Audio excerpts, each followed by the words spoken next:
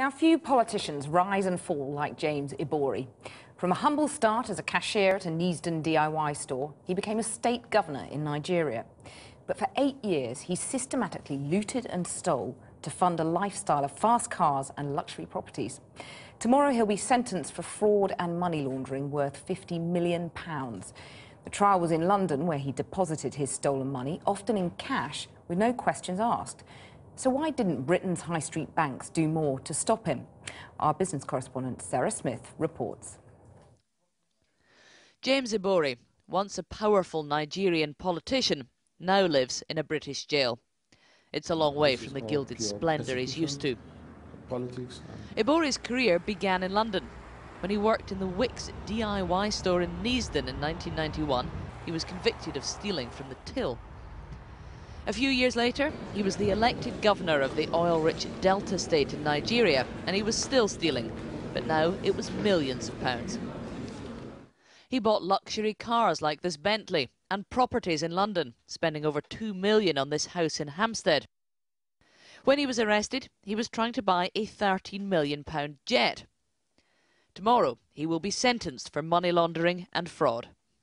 The fact that this has happened, I cannot stress how internationally significant it is, because this man was a powerful governor of Delta State, and he has now been brought to book, and it shows that no one is untouchable.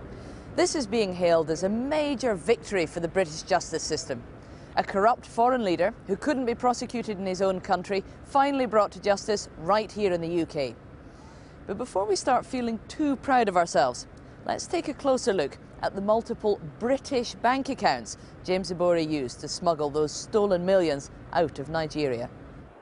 Banks like Barclays, where Ibori had at least 6 accounts, as did his sister, his wife and his mistress. Accounts they used to launder millions. James Ibori was able to bring millions of pounds of his looted funds through British banks to buy British houses, to send his children to British schools using a British solicitor. The UK has helped to facilitate his money laundering and his corruption by allowing him to bring his assets into this country.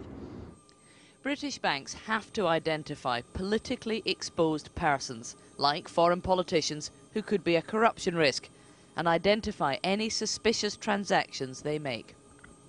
Yet, somehow, Ibori, a very politically exposed person, was able to put £1.5 million through one of his accounts in the Knightsbridge branch of Barclays Bank.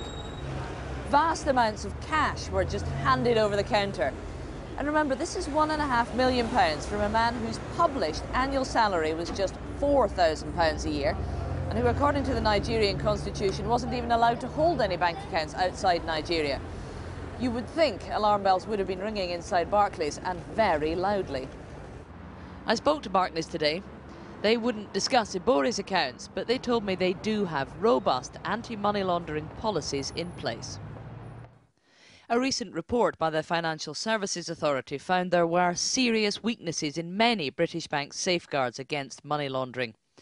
And they said some banks appeared unwilling to turn away or exit very profitable business when there appeared to be an unacceptable risk of handling the proceeds of crime. Ibori isn't the first corrupt political leader to stash his cash in Britain. Billions in stolen funds have washed through our banks.